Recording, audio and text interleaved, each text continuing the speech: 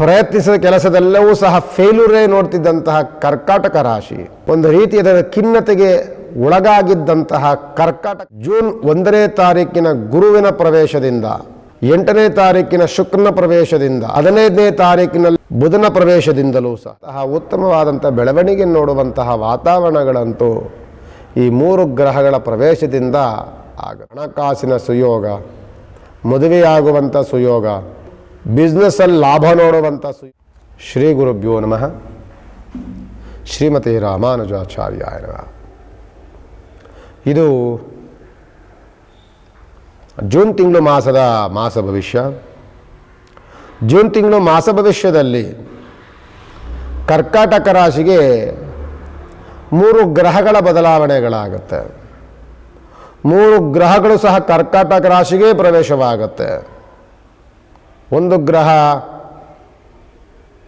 ಗುರು ಬದಲಾವಣೆ ಆಗುತ್ತೆ, ಅನಂತರದಲ್ಲಿ ಶುಕ್ರ ಗ್ರಹನ ಪ್ರವೇಶವಾಗುತ್ತೆ, ಅನಂತರದಲ್ಲಿ ಬುಧ ಗ್ರಹನ ಪ್ರವೇಶವೂ ಆಗುತ್ತೆ.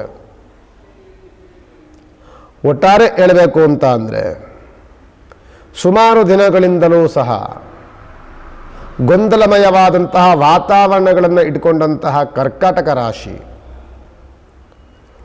ಗುರುವು ಬಲವನ್ನು ಕಳ್ಕೊಂಡಂತಹ ಕರ್ಕಾಟಕ ರಾಶಿ, ಪ್ರಯತ್ನಿಸಿದ ಕೆಲಸದೆಲ್ಲವೂ ಸಹ ಫೇಲ್ಯೂರೇ ನೋಡ್ತಿದ್ದಂತಹ ಕರ್ಕಾಟಕ ರಾಶಿ, ಮನಸ್ಸಿನ ಸ್ಥಿಮಿತವನ್ನು ಕಳ್ಕೊಂಡು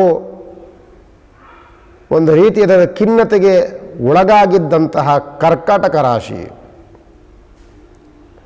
ಜೂನ್ 1ನೇ ತಾರೀಕಿನ ಗುರುವಿನ ಪ್ರವೇಶದಿಂದ, 8ನೇ ತಾರೀಕಿನ ಶುಕ್ರನ ಪ್ರವೇಶದಿಂದ, 15ನೇ ತಾರೀಕಿನಲ್ಲಾಗುವಂತಹ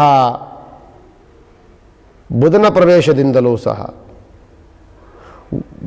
ಪ್ರತಿಯೊಂದು ಗ್ರಹಗತಿಗಳು ಪ್ರವೇಶವಾಗುವಂಥ ಸಂದರ್ಭದಲ್ಲಿಯೂ ಸಹ ಒಂದು ಸುಯೋಗವನ್ನು ನೋಡ್ತಾರೆ ಕರ್ಕಾಟಕ ರಾಶಿ. ಶುಕ್ರ ಬಂದಾಗ ಹಣಕಾಸಿನ ಅನುಕೂಲತೆಗಳು, ಹಣಕಾಸಿನ ಉತ್ತಮವಾದಂತಹ ಒಡನಾಟಗಳು, ಇದೆಲ್ಲವನ್ನು ನೋಡ್ತೀರಿ. ಅದೇ ರೀತಿಯಾಗಿ ಗುರುವು ಜನ್ಮರಾಶಿಗೆ ಬರೋದರಿಂದ ಒಂದು ರೀತಿಯಾದಂತಹ ವಾತಾವರಣಗಳ ಬದಲಾವಣೆಗಳಾಗುತ್ತೆ. ಪ್ರಯತ್ನಿಸಿದ ಕೆಲಸಗಳಲ್ಲಿ ಸಫಲತೆಯನ್ನು ಕಾಣುವಂತಹ ವಾತಾವರಣಗಳು ಬರುತ್ತೆ. ಯೋಗ ದಿನಗಳು ನಿಮಗೆ ಆರಂಭವಾಗುತ್ತೆ. ಜೊತೆಯಲ್ಲಿ ಬುಧನು ಬರೋದ್ರಿಂದ, ಮಿತ್ರಗ್ರಹ ಬುಧನಾಗೋದ್ರಿಂದ ಬುಧನ ಯೋಗ ಫಲವು ನಿಮಗೆ ಸಿಗುವಂತಹ ವಾತಾವರಣ. ಕರ್ಕಾಟಕ ರಾಶಿಗೆ ಒಂದು ರೀತಿಯಾದಂತಹ ಉತ್ತಮವಾದಂಥ ಬೆಳವಣಿಗೆ ನೋಡುವಂತಹ ವಾತಾವರಣಗಳಂತೂ ಈ 3 ಗ್ರಹಗಳ ಪ್ರವೇಶದಿಂದ ಆಗುತ್ತೆ. ಗುರು ಮತ್ತು ಶುಕ್ರನ ಜೊತೆಯಲ್ಲಿ ಸೇರ್ಕೊಳ್ಳೋದ್ರಿಂದ, ಶತ್ರುಗ್ರಹಗಳ ಒಂದೇ ಮನೆಯಲ್ಲಿ ಸೇರ್ಕೊಳ್ಳೋದ್ರಿಂದ ಒಂದು ನೆಗೆಟಿವ್ ಪ್ರಾಬ್ಲಮ್ ಏನಂದರೆ ಕರ್ಕಾಟಕ ರಾಶಿಯವರೆಗೆ ಗಲಾಟೆ ಗೊಂದಲಗಳಾಗುವಂಥ ಸಾಧ್ಯತೆಗಳು ಜಾಸ್ತಿ. ಅತಿಯಾದಂತಹ ನಂಬಿಕೆ ಇರುವಂಥ ವ್ಯಕ್ತಿಗಳಿಂದಲೇ ಅವಮಾನಗಳಾಗುವಂಥ ಸಾಧ್ಯತೆಗಳು ಜಾಸ್ತಿ. ನಮ್ಮ ಅನಿಸಿಕೆಗೂ ಸಹ ಬರದಲೇ ಇರುವಂತಹ ವಾತಾವರಣಗಳು, ಆ ವ್ಯಕ್ತಿ ಮೇಲೆ ಇಟ್ಕೊಂಡಂತಹ ಉತ್ತಮವಾದಂತಹ ನಂಬಿಕೆ, ಅಂಥವರೂ ಸಹ ನಮ್ಮ ಮೇಲೆ ಊಹಾಪೋಹಗಳನ್ನು ಹರಡಿ ಒಂದು ರೀತಿಯಾದಂಥ ಗಲಾಟೆ ಗೊಂದಲಮಯವಾದಂಥ ವಾತಾವರಣಗಳನ್ನು ನಿರ್ಮಾಣವಾಗುತ್ತೆ.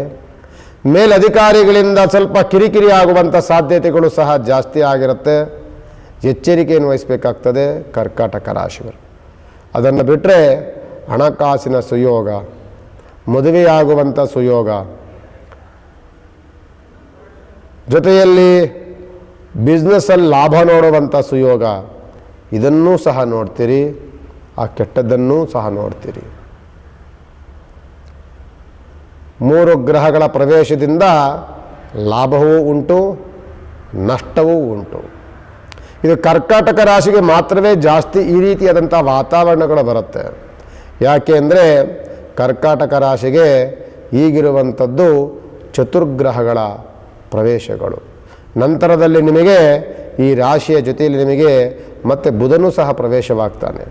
ಈಗಿರುವಂತಹ ಗುರು ಮತ್ತು ಶುಕ್ರ ಮತ್ತು ಬುಧ ಇವೆಲ್ಲವೂ ಸಹ ಒಂದಲ್ಲ ಒಂದು ಶುಭ ಅಶುಭವನ್ನು ಸೃಷ್ಟಿ ಮಾಡುತ್ತೆ. ನಿಮ್ಮ ರಾಷ್ಟ್ರಾಧಿಪತಿಯಾದಂಥ ಚಂದ್ರಗ್ರಹ, ಆದಷ್ಟು ಸಹ ಚಂದ್ರಗ್ರಹನ ಉಪಾಸನೆ, ಚಂದ್ರಗ್ರಹನ ಪ್ರಾರ್ಥನೆಗಳನ್ನು ಮಾಡ್ಕೊಳ್ಳಿ. ಮತ್ತು ಹರಿಹರ ಕ್ಷೇತ್ರಕ್ಕೆ ಹೋಗಿ ಒಂದು ಪೂಜೆಗಳನ್ನು ಮಾಡಿಸ್ಕೊಳ್ಳಿ. ಮಹಾವಿಷ್ಣು ಮತ್ತು ಪರಮೇಶ್ವರ ಶಿವ ಎರಡೂ ಇರುವಂಥ ಒಂದು ದೇವಸ್ಥಾನಕ್ಕೆ ಹೋಗಿ ಒಂದು ಪ್ರಾರ್ಥನೆಗಳನ್ನು ಮಾಡ್ಕೊಳ್ಳೋದನ್ನು ಅಭ್ಯಾಸವನ್ನು ಮಾಡ್ಕೊಳ್ಳಿ. ಆದಷ್ಟು ಸಹ ಎಚ್ಚರಿಕೆಯಿಂದ ಏನೇ ಪ್ರಯತ್ನವನ್ನು ಮಾಡಿದಾಗ, ಏನೇ ಕೆಲಸಕ್ಕೆ ಕೈ ಇಟ್ಟಾಗಲೂ ಸಹ ಸ್ವಲ್ಪ ಎಚ್ಚರಿಕೆಯಿಂದ ಕೆಲಸ ಕೈಂಕರ್ಯಗಳಿಗೆ ಹಾಕುವಂಥದ್ದು ಸೂಕ್ತ.